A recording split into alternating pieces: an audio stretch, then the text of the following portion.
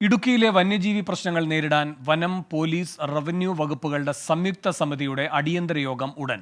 ഉചിതമായ നടപടികൾ സ്വീകരിക്കാൻ ചീഫ് വൈൽഡ് ലൈഫ് വാർഡന് നിർദ്ദേശം നൽകിയെന്ന് വനമന്ത്രി എ.കെ. ശശീന്ദ്രൻ അറിയിച്ചു. ദീപക് ധർമ്മടം കോഴിക്കോട് നിന്ന് കൂടുതൽ വിവരങ്ങളുമായി ചേരുന്നു. ദീപക്, എന്താണ് വിശദാംശങ്ങൾ?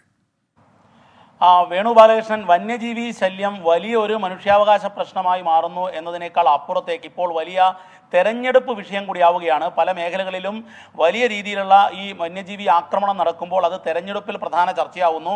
ഇത്തരമൊരു ഘട്ടത്തിലാണ് ഇടുക്കിയിൽ വന്യജീവി ആക്രമണം, ആ ശല്യം രൂക്ഷമാകുന്നു. അത്തരം ഒരു ഘട്ടത്തിൽ വനം മന്ത്രി എ.കെ. ശശീന്ദ്രൻ കർശനമായ നിർദ്ദേശം, അടിയന്തരമായ നടപടിക്ക് വേണ്ടിയുള്ള നിർദ്ദേശമാണ് നൽകിയിരിക്കുന്നത്. അദ്ദേഹം പറയുന്നത് സംയുക്ത സമിതിയുടെ അടിയന്തര യോഗം നടത്താൻ വേണ്ടിയാണ്. അത് കഴിഞ്ഞ് RRTകളുടെ സാന്നിധ്യം നിലവിലുണ്ട്. എന്തെങ്കിലും കൂടുതൽ കൂട്ടിച്ചേർക്കലുകൾ ആവശ്യമുണ്ടെങ്കിൽ അതുകൂടി ചെയ്യാൻ വേണ്ടി പറഞ്ഞിരിക്കുന്നു. ചീഫ് വൈൽഡ് ലൈഫ് വാർഡനാണ് ഇതിന്റെ ചുമതല നൽകിയിരിക്കുന്നത്. നമുക്ക് ലഭ്യമാകുന്ന വിവരം, വനം മന്ത്രാലയത്തിൽ നിന്ന് ലഭിക്കുന്ന വിവരം അനുസരിച്ച് അടിയന്തരമായി ഇന്ന് തന്നെ യോഗം ചേരുകയും അതിൽ എന്തൊക്കെ ചെയ്യാൻ പറ്റും, കൺട്രോൾ റൂം ഉൾപ്പെടെയുള്ള കാര്യം നേരത്തെ തന്നെ തീരുമാനിച്ചതാണ്.